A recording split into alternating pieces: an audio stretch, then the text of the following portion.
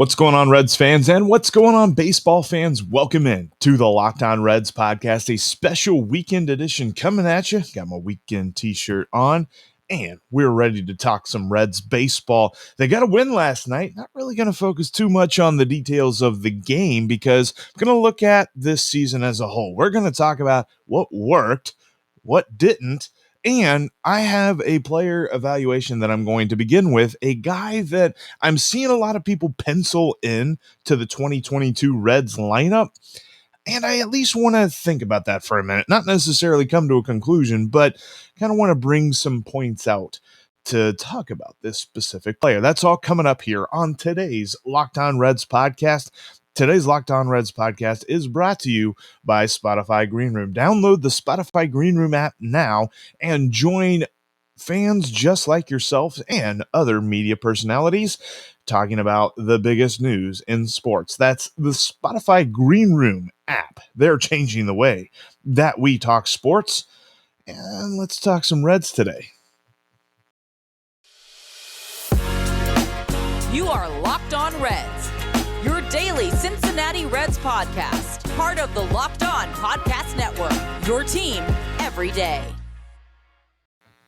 This is the Locked On Reds podcast. Thank you for making this your first listen of the day as you get yourself some Reds talk. After you're done listening here, you can get ready for the Bengals game and go listen to Locked On Bengals as they get you set for Bengals Steelers action coming up this Sunday.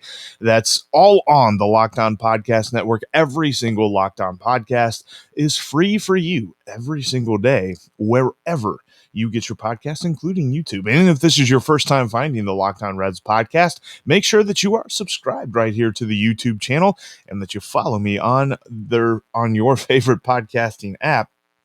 And that way you don't miss anything that I've got for you, because as we kind of transition into the off season, I've got lots to talk about. There's lots to cover with this team. This is a very important off season because make no mistake about it, with the guys who are coming back and with the rookies who are coming up next year, who absolutely should be coming up next year, this team still has a chance to compete, but they've got some holes that the front office needs to fill. Before we talk about any of that, though, I want to look back at this season, and I want to kind of start by looking at the team as a whole. We're going to do lots of different player assessments and things like this, but we're going to start with this question: what has worked? Because make no mistake about it, stuff has worked.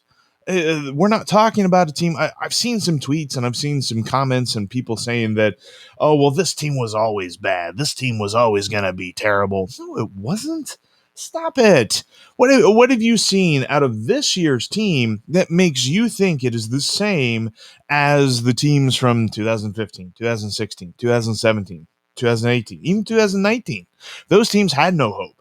Those teams were not built to make the playoffs. This team was. And while it fell short, I keep saying that. I need to stop saying that on today's show. But believe you me, when it comes to the 2021 Cincinnati Reds, there was always hope, and there was always a feeling as though this team could contend. They didn't get the job done, but that doesn't mean that the whole season and the whole team was always going to be terrible. That's a silly take, and that is a very defeatist attitude, and I've seen that going around. So I want to talk to you about some things that I believe worked. And let's start with the obvious. The lineup, and I'm just going to use a picture of Joey Votto going into September. These are some numbers here. And this is before the month of September. And believe me, we'll get to that here in a minute. But before the month of September, the Reds were second best in the National League in batting average. They were third best in the National League in on-base percentage. They had a .429 slugging, which was third in the National League. And they had the second most runs scored, 656 to be exact, before the month of September. We talked a lot about the collapse of September, so I'm not going to get crazy into that, but that is why this team was where it was. And that is why at one point this team was 12 games over 500.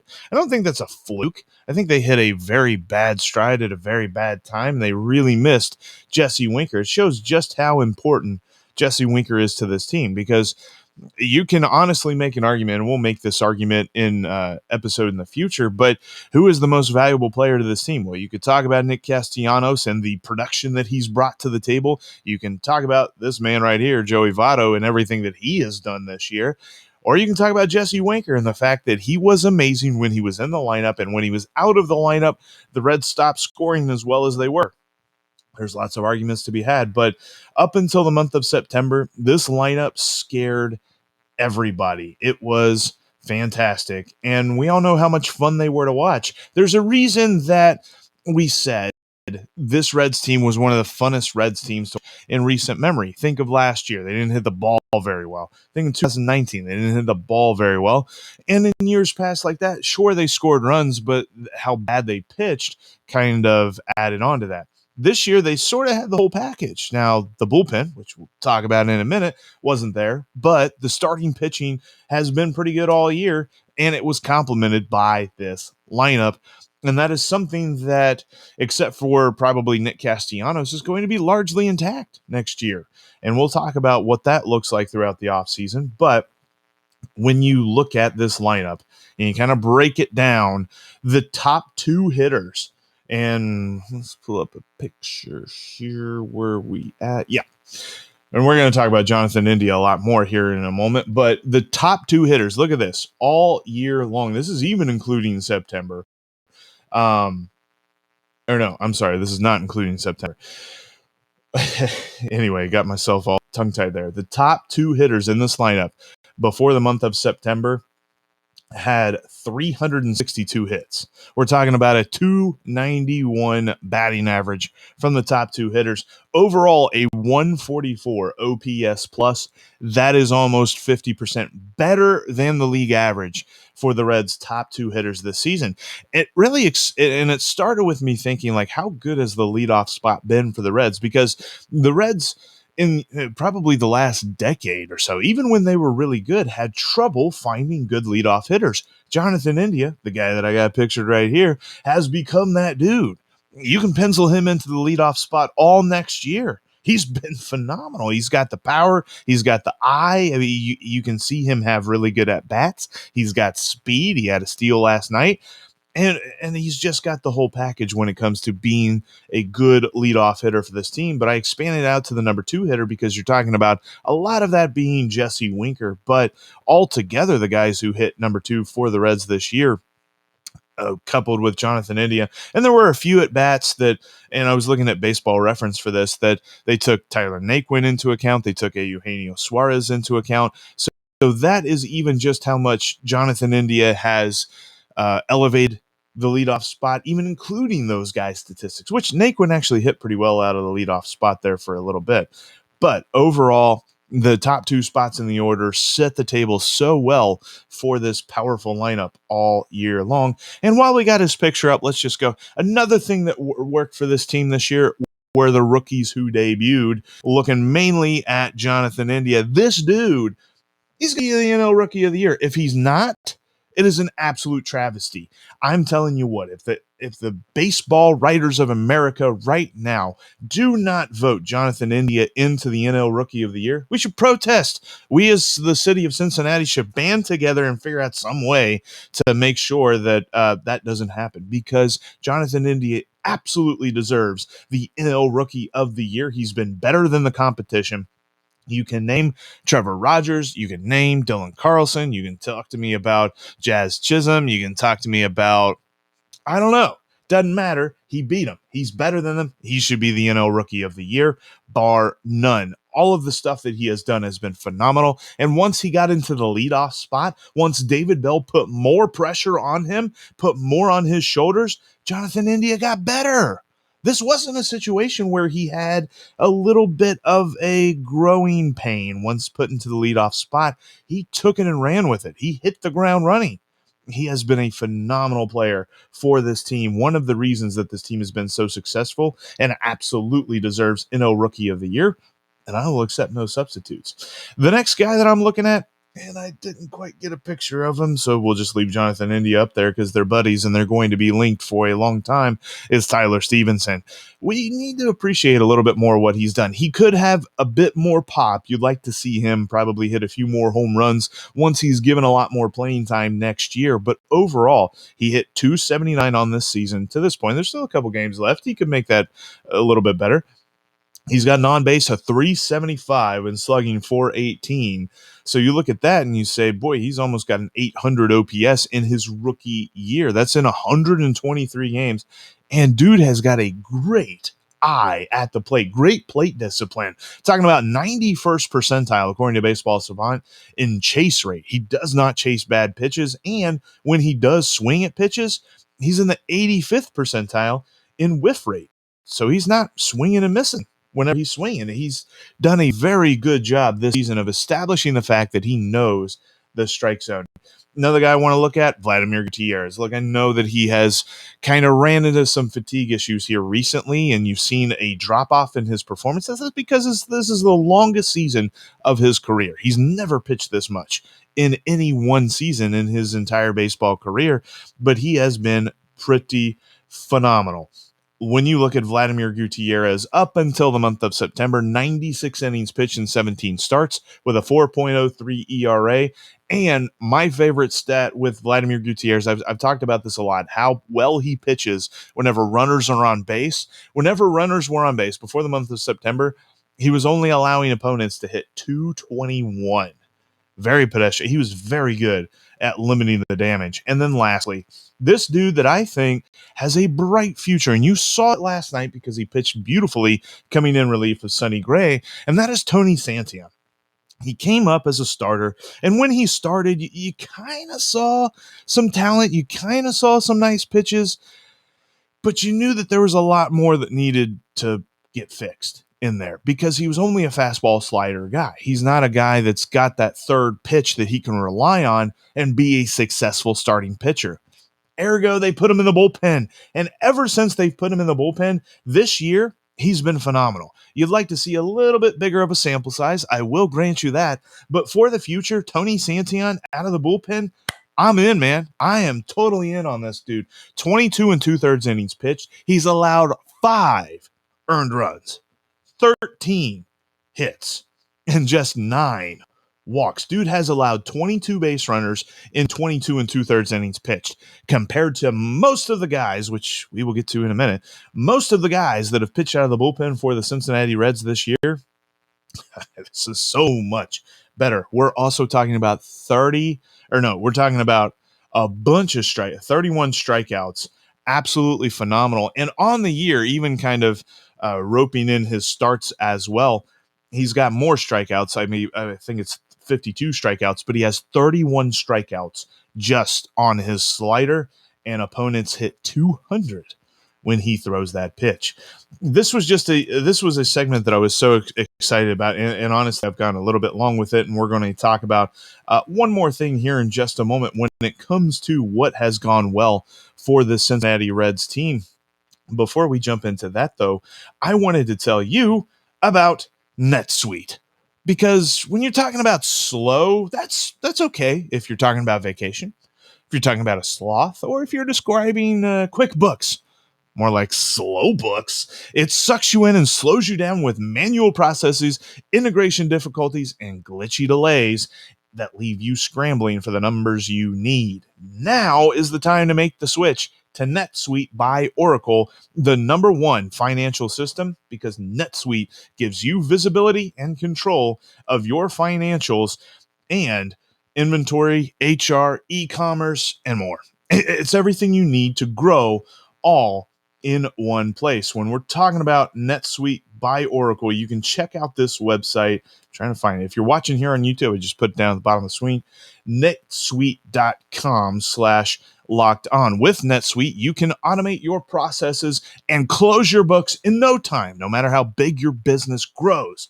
Failing to switch to NetSuite will leave you stuck trying to make sense of your books while your competitors sprint ahead.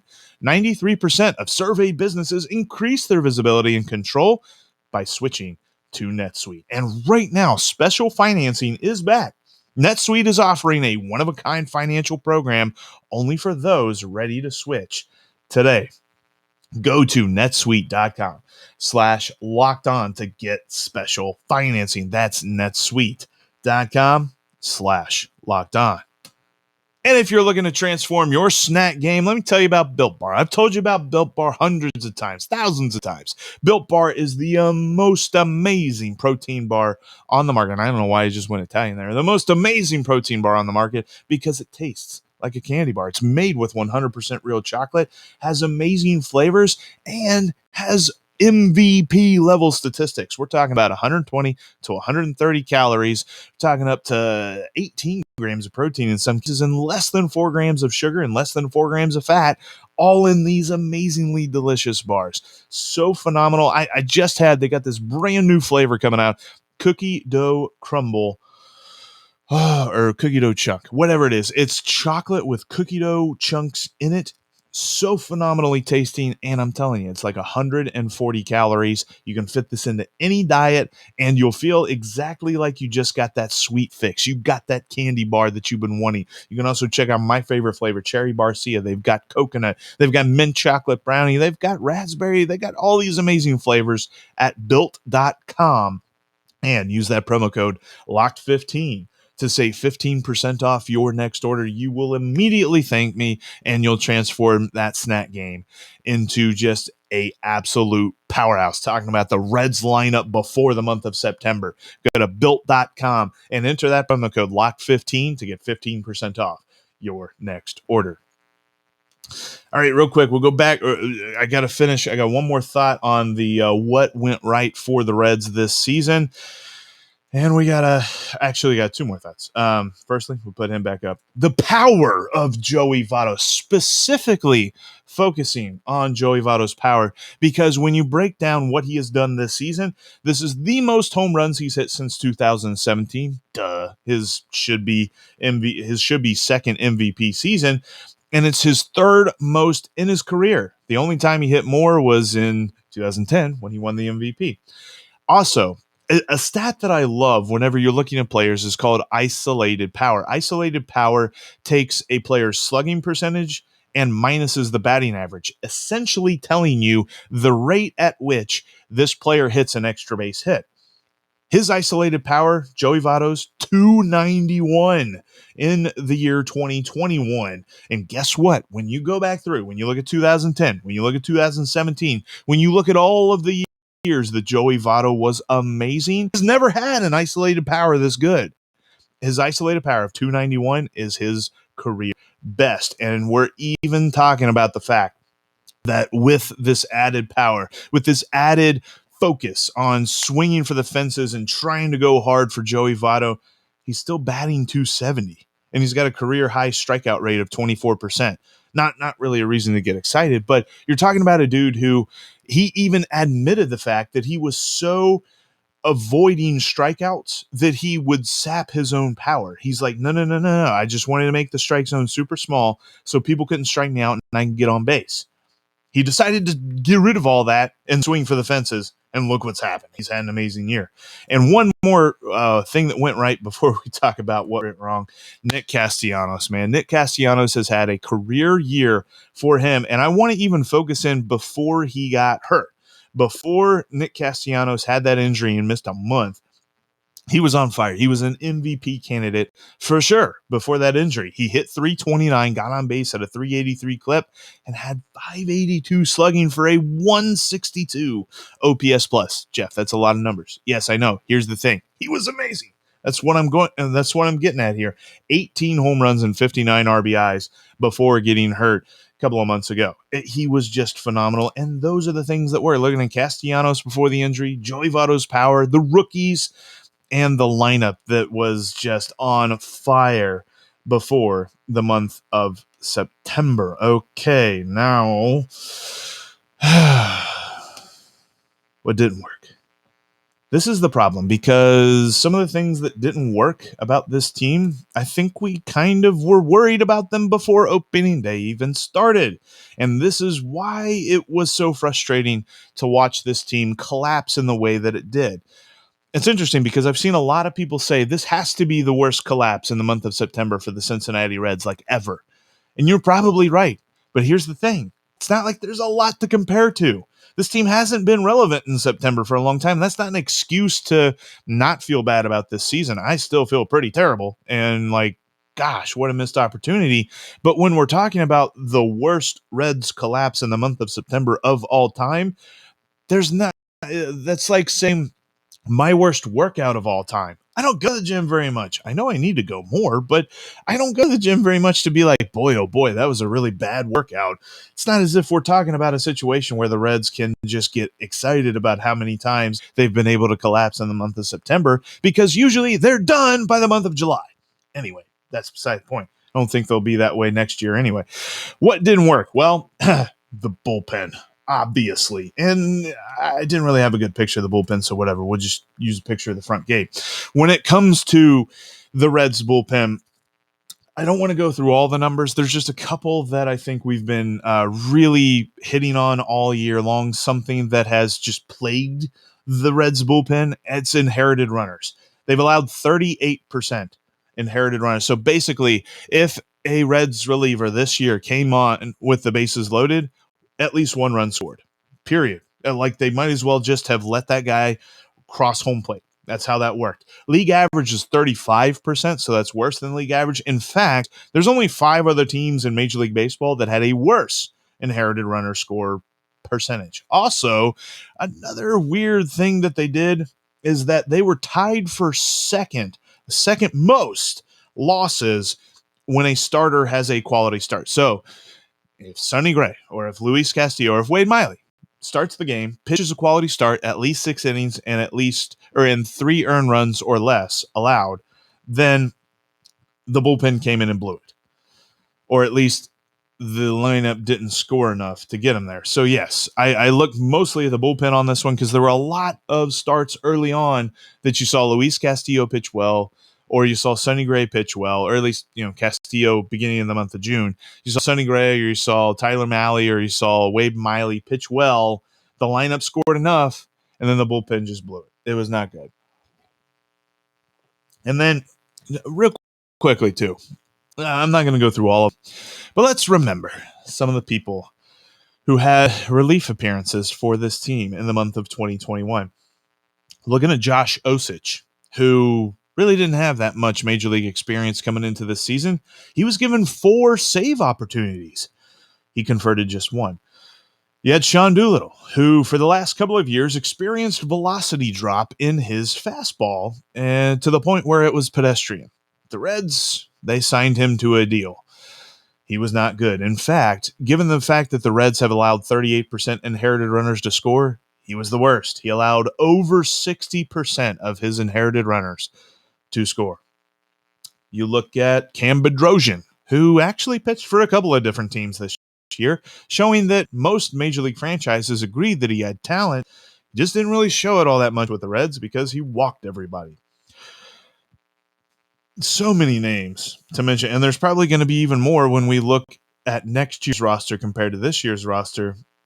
Maybe we'll just have a podcast where we look at failed relievers of the 2021 Cincinnati Reds. Speaking of guys who weren't really going to start, let's look at the bench for a minute, because that's been largely horrible. Now you're going to say, but Jeff, one of your favorite players is on the bench, Max Schrock. Yes, I know. I love Max Schrock. He is amazing. I will say this, though. He has been a anomaly, and where everyone else is the norm, it's not been all that great. And TJ Friedel, too. He's been pretty good in his tiny sample size in the major leagues. He got to score the winning run yesterday. He had a multi-hit game, multi-run scoring game, including scoring the winning run on that Aquino something or other. I think that was ruled an error by the national second baseman. But just all in all, the bench has been pretty terrible this season, because when you look at Baseball Reference, when they break it down between starters and substitutes, so guys who came in the middle of the game at some point, Reds subs have hit a $185. They've got on base at a 263 clip, and they've slugged 290. And they've struck out 153 times and 449 at bats for just 29 extra base hits. Make no mistake about it. Before opening day even began, we came in saying the weakness of this Reds team is the bullpen and there's no depth. It never got better. One other thing that we'll look at, two things that we'll look at.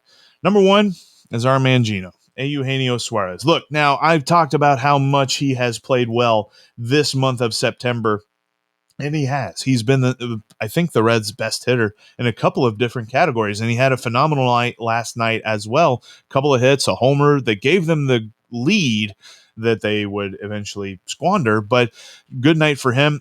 Up until the month of September, though, Eugenio Suarez, a batting average of 169. Slugged 363. And that's the thing. Like, everybody's talking about, well, Gino hit so many home runs. Gino hits home runs. Yeah, but overall, he slugs 363. And when a home run bumps your slugging percentage up the way that it does, that shows you how bad the rest of his at-bats truly were. He had 100, this is coming into the month of September, 149 strikeouts compared to 124 total times on base. 73 hits, 45 walks, and he did get hit 6 times by a pitch. And not to mention his defense. I remember when the Reds announced that he would play shortstop, I was excited. Hand up. I thought that was a good idea. Hindsight's 2020, though, because it was not a good idea. According to Baseball Savant, he had minus 10 outs above average, where 0 is replacement level. He was 10 times worse than that, minus 10 at shortstop, minus 11 overall. Defense just hasn't been a good thing for him this season. And lastly, the things that didn't work. MLB worst in batting average. This is ever since April 23rd. So on April 22nd, the Reds swept the Marlins in a 4-game series at Great American Ballpark, and they took over the second wild card spot. We were so happy. I was so happy. We had a very happy podcast that day. Ever since then, they are the worst, not in the National League, in Major League Baseball. They have a Major League worst 224 batting average, Major League worst 96 runs scored, and a Major League worst weighted runs created plus. So a statistic that kind of all encompasses their value of hitting. Major League worst of 74, where 100 is league average. 26% worse than the league average team. Just, not great. Not great, Bob. Ever since they clinched that second wild card spot, there's been a lot of this. A lot of long looks by Reds hitters as they walk back from the batter's box to the dugout. And to be honest with you, it reminded me a lot of 2020. I hated that. I absolutely hated that. All right.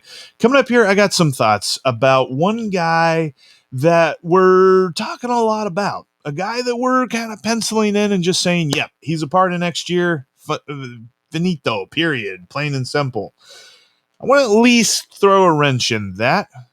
Before we get into that, though, I wanted to tell you about betonline.ag. You can go there and set up your profile today with the promo code Locked On and get 100% more on your initial deposit. If you've got some sports knowledge, if you're like me, and really all you think about is sports, except sometimes I think about food and beer, but other times on the sports, and you want to make some money off that sports knowledge, go to betonline.ag today and use this promo code Locked On to get 100% more. Buy one, get one free. Get your bankroll up in a hurry and start making some cash off your sports knowledge. You can check out the rest of the Major League Baseball season. Is not much left, but you can get money lines, run lines, and over-unders, as well as great props. And as the field gets set for the playoffs, there's going to be a lot of interesting playoff bets as well. We'll cover that coming up in some future episodes. But we've also got football. We got college football going on today, NFL going on tomorrow. All kinds of great value there. Check it out on my favorite online sportsbook, betonline.ag, and use that promo code Locked On to get 100% more on your initial deposit.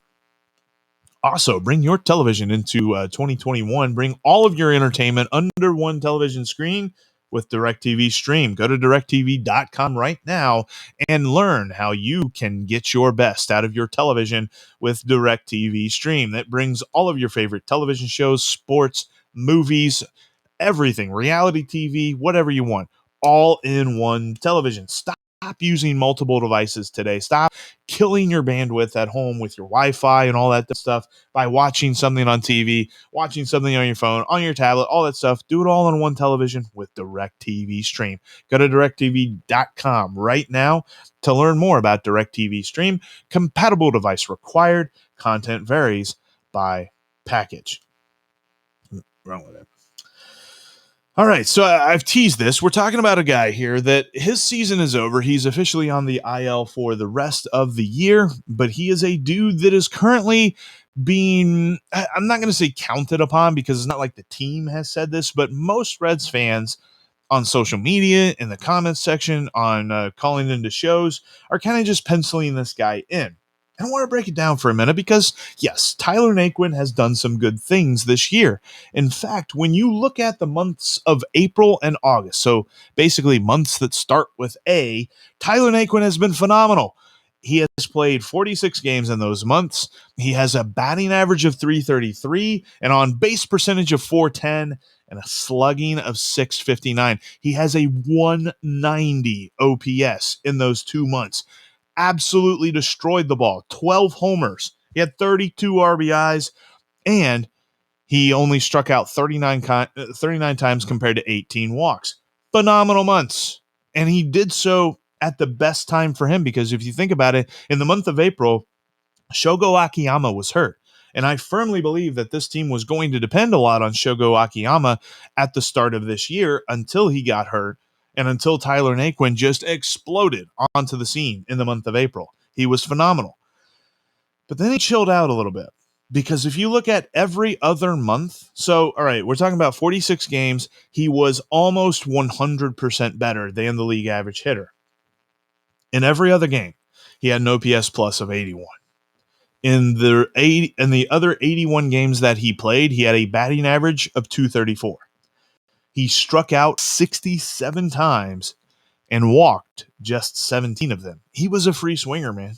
And I know that they started to really platoon him because early on in the season, they kind of let him play against left-handed pitching, but he was really terrible against left-handed pitching, although that's not, individualized just to him. That's the whole lineup. But when you look at Tyler Naquin, other than the month of April and the month of August, we're talking about a dude who was a below average hitter, 19% below average to really kind of sum it up. I mean, all year long, when you average it all together, he's a slightly above average hitter, 104 OPS plus, and he has a 270 batting average, which you like to see that. But we're not talking about a dude that, I mean, you're probably going to see him on the roster next year. But if the front office looks at Tyler Naquin and says, well, we've got him, we've got Naquin, we don't need to go out and get too many more outfielders, then that would be foolhardy. That would be a bad decision based on the way that he's played. And I get it. He's talented at the plate. He has shown ability to do so in a couple of months. But if he's going to be a streaky dude, kind of a poor man's Jay Bruce, if you will, I think the Reds need to at least consider the possibility that they should go out and get some outfielders, especially if we're talking about the departure of one Nick Castellanos, which I think we are. He's going to use that opt-out. Makes no sense for him to not use the opt-out. And then he's going to get a lot of offers that are probably over $20 million a year, maybe over $25 million a year. I know that he's past 30, but he has shown that, I mean, this has been his best season of his career. So there's no reason to believe that he's going to just fall off a cliff and be bad. He's going to get some good offers. So if the Reds don't match that, and if they look at their outfield and they say, well, look, I mean, we got Jesse Winker and we got Tyler Naquin and we got Delino to Shields and maybe Nick Senzel still likes us. And who knows, Shogo might figure out how to hit a home run next year. That would be silly. Don't do that. And you know what? TJ Friedl probably does factor into this equation somewhat, but I'm not going to base a starting position on this roster off of a couple of games in September, although I'd like to see him get a shot.